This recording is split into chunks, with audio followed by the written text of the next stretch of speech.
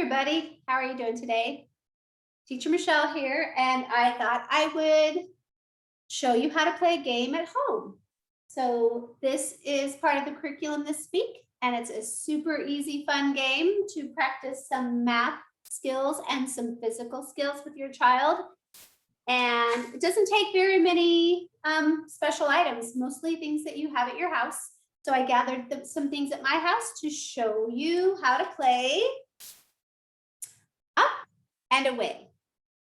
So for up and away, all you need is something like a receptacle to catch things. So I just have my laundry basket, or I have a smaller opening back there, a bucket. So you can decide what you want to use from your house, but this is what we're going to aim at.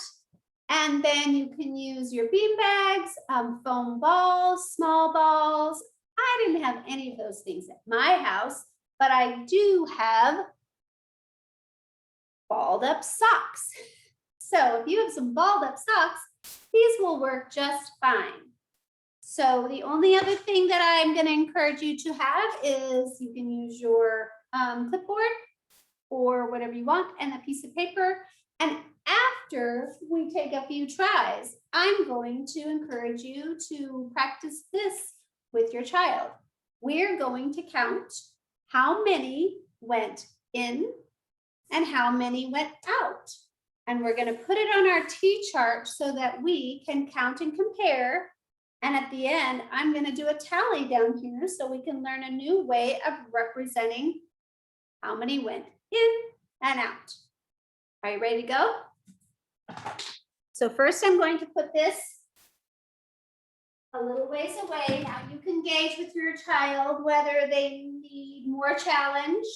I always like to give kids a chance to be successful in the beginning. So I'm going to start off pretty close. And maybe you can challenge each other by going back further each time. So let's count how many I have to start. 1, 2, 3, 4, 5, 6 balls of socks. Now, for learning to toss and practicing, a way that I'm going to demonstrate is lots of times when kids are learning, it's kind of funny, you can't see, when kids are learning to throw a ball, sometimes they just push it. And what we're trying to encourage them to do is to use their body to have more accuracy and better aim.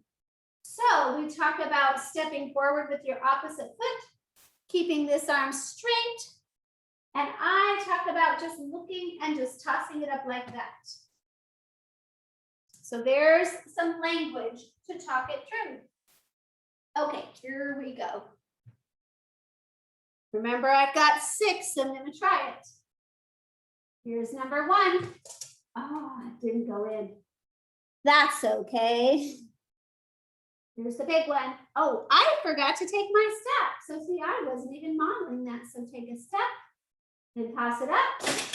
Oh dear. I think I'm going to step back a little bit. I'm not being very accurate. I'm going to focus, straighten my arm. That went in. Yay! So remember, I'm going to step with my opposite leg, keep this arm straight, and toss it underhand. That's what we're practicing today. Toss it underhand. Ooh, that one was high, but it didn't go in. I have 2 more. Here we go. There's 1. And there's the last one. Okay. I'm going to bring you with me. Let's see how many we got. So, how many are inside? 1, 2, 3 are inside. Well, let's take a moment and let's document that on our chart. So how many went in? 3 went in. So I'm going to make a tally for each sock. Here, let's do it like this. 1. So I'm going to make 1 line. 2. So I'm going to make another line, another tally mark. 3. That's 3 tally marks total. So how many didn't make it in or out? The big guy, 1. So I'm going to make 1 tally mark on the outside. 1, 2, 3. So if I show you, if I put these like this, I got 3